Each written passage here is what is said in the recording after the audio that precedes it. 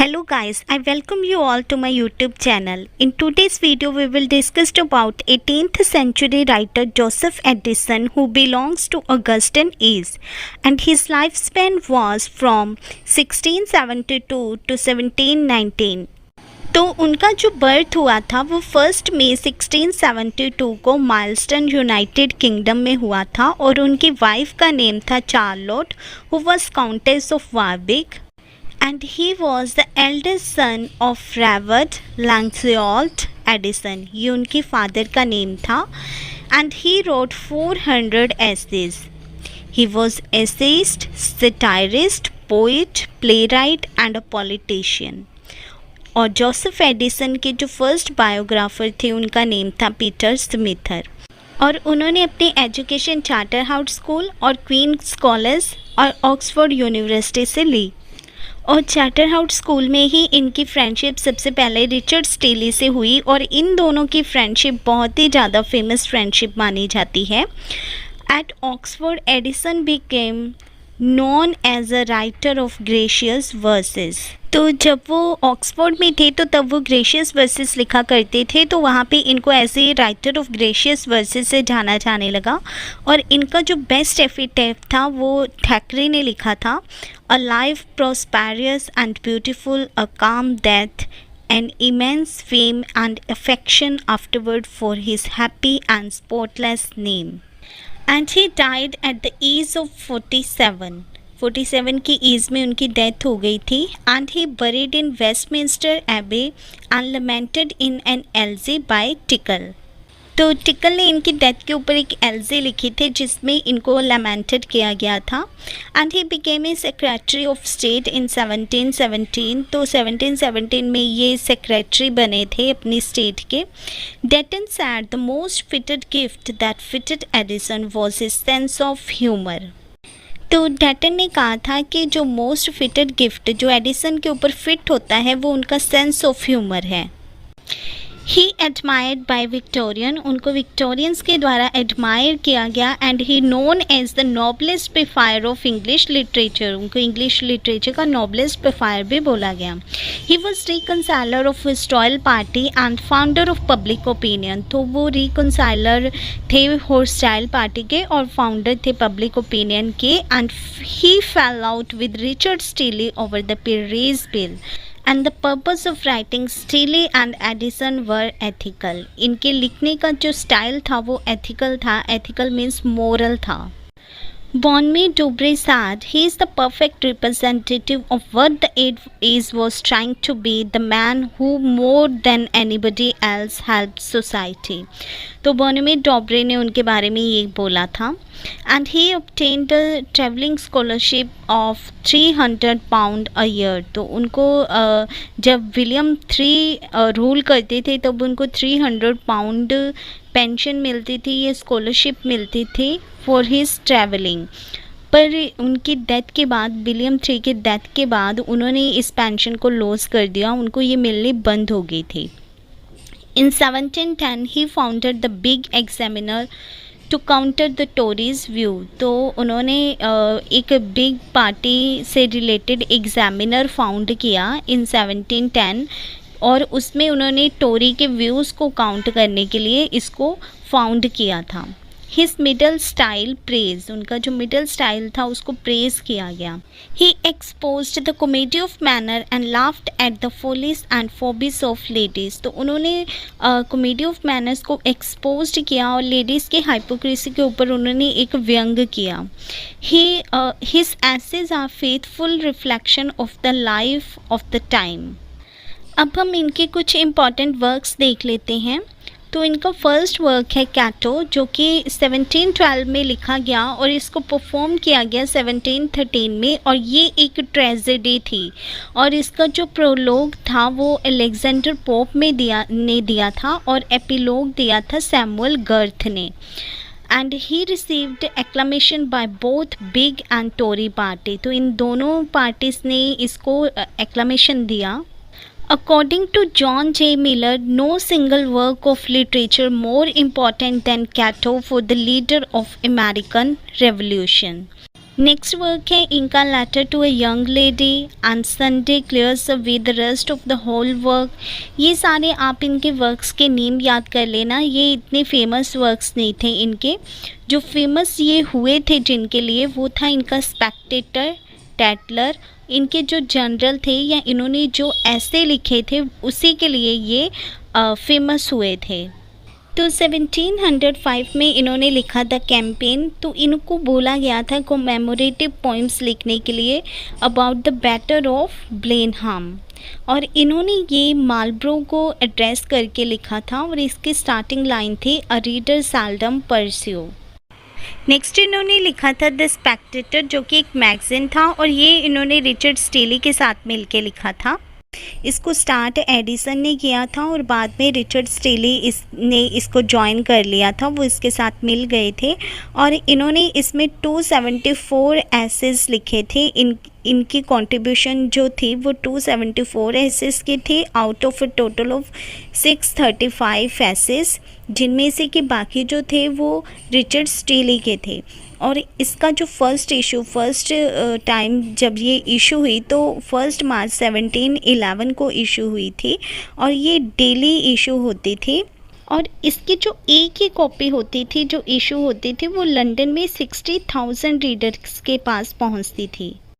और गार्जियन के पब्लिकेशन के टाइम पे ये फॉर 1 ईयर इंटरप्ट हुई थी, थोड़े टाइम के लिए इसको रोका गया था और फिर ये 1828 में फिर से रिवाइव्ड हुई और ये वीकली आने लगी and later revived it to support George को सपोर्ट करने के लिए इसको बाद में रिवाइव्ड किया गया।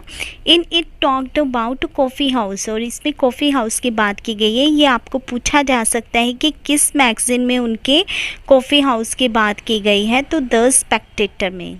नेक्स्ट वर्क है इनका द गार्जियन जो कि 1713 में पब्लिश हुआ और ये एक जर्नल था। इसमें 175 एसेस थे और ये इन्होंने असिस्ट किया था विद रिचर्ड स्टीली और ये इतना पॉपुलर नहीं रहा था। नेक्स्ट वर्क है उनका द विज़न ऑफ मिर्ज़ा। इसके बाद इनका एक और फेमस वर्क था द टैटलर जिसमें कि इन्होंने एसेस लिखे थे 1709 से 1711 तक। इसको स्टार्ट किया था स्टीली ने और बाद में इसमें एडिसन ज्वाइन हो गए थे और इसमें इन्होंने आर्ट ऑफ लाइफ की बात की है और ये वीक में थ्राइस आता था, ट्यूसडे, थर्सडे एंड सैटरडे। तो इसको 1709 में स्टीली ने स्टार्ट किया था और 1710 से इसमें एडिसन जुड़ गए थे इसमें और इसमें 42 एसेस की कंट्रीब्यूशन की थी उन्होंने। नेक्स्ट उन्होंने एक और ऐसे लिखा था डायलॉग्स ऑन मेडल्स। देन उन्होंने लिखा था the spacious firmament on high, ये एक हिम था और ये उन्होंने चर्च के लिए लिखा था। नेक्स्ट वर्क था उनका एडवेंचर ऑफ शिलिंग, ये भी एक ऐसे था और ये इनकम्प्लीट था और ये भी उन्होंने क्रिश्चियन रिलीजन के लिए लिखा था। और नेक्स्ट उनका वर्क रोजामंड एंड ओपेरा 1707 में पब्लिश हुआ और ये कॉमेडी थी और ये भी इतनी पॉपुलर नहीं रही। फिर उन्होंने लिखा अ लेटर फ्रॉम इटली जो कि एक पोइटिक एपिस्टल था एंड देन पीस ऑफ रेजविक जिसमें कि उन्होंने अपनी ड्राइटन के साथ फ्रेंडशिप को शो किया है। Then an account of the greatest English poet. Then उन्होंने कुछ पॉलिटिकल पेपर्स भी लिखे जो उनकी लास्ट पब्लिकेशन थी और फ्री होल्डर थे। फिर उनका वर्क था dissection of a beau's head. Then उन्होंने लिखा टू हिज मैजेस्टी जो एक पोइम थी और इसमें इन्होंने विलियम थर्ड को मैजेस्टी रेफ़र किया है और ये इन्होंने डेडिकेट किया है जॉन सोमर को। नेक्स्ट इनका वर्क था द ड्रमर और द हॉन्टेड हाउस जो कि 1715 में पब्लिश हुआ और ये आपको क्वेश्चन आ सकता है द ड्रमर का अनदर नेम क्या है, तो इट्स द हॉन्टेड हाउस।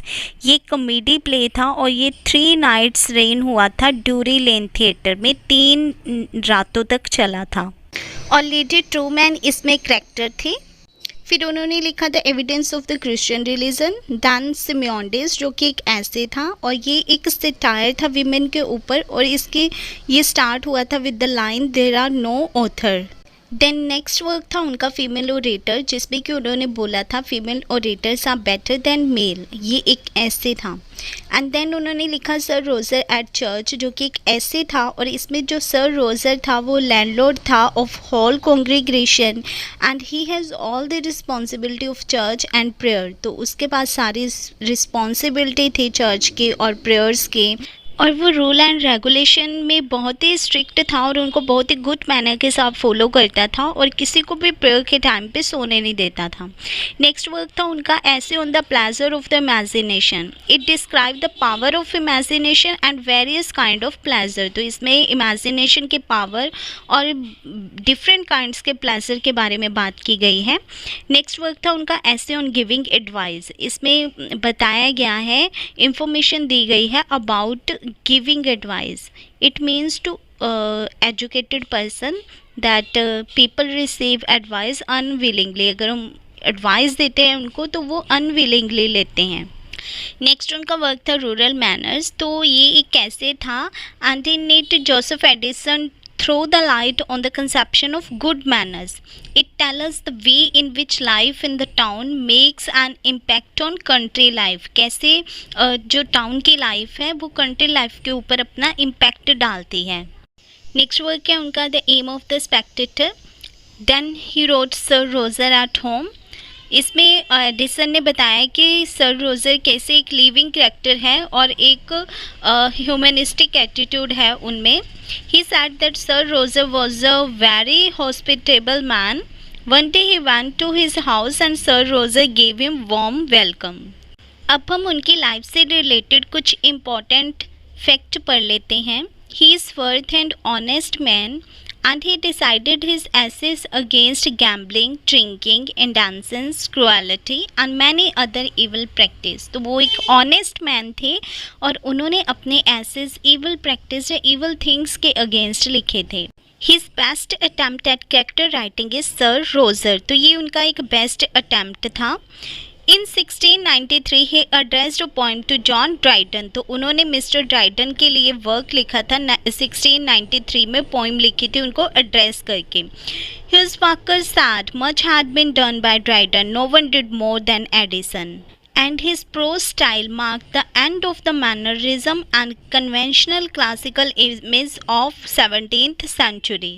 तो उनका जो प्रो स्टाइल था उसने 17th सेंचुरी के कन्वेंशनल क्लासिकल इमेज के स्टाइल को एंड किया। He wrote remarks on several part of Italy and the misfortune of the Whig reduced him to poverty in 1703. He said, reading is to the mind what exercise is to the body. He met Jonathan Swift in Ireland. He attained distinction by countryside, the preface to Virgil's Georgics in Dryden's great translation. He helped in forming the Kit Kat Club. Pope said about him, willing to want but yet afraid to strike.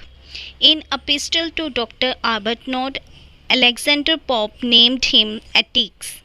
He and Steele created Sir Roger de Coverley. His Cato received with acclamation by both Whig and Tories.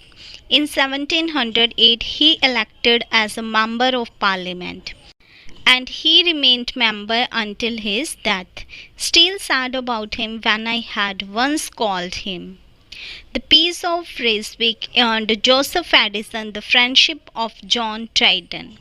His termination is one a grammatical construction and with a preposition. Now this is all about Joseph Addison's life and his works. Thanks for watching my video. Have a nice day.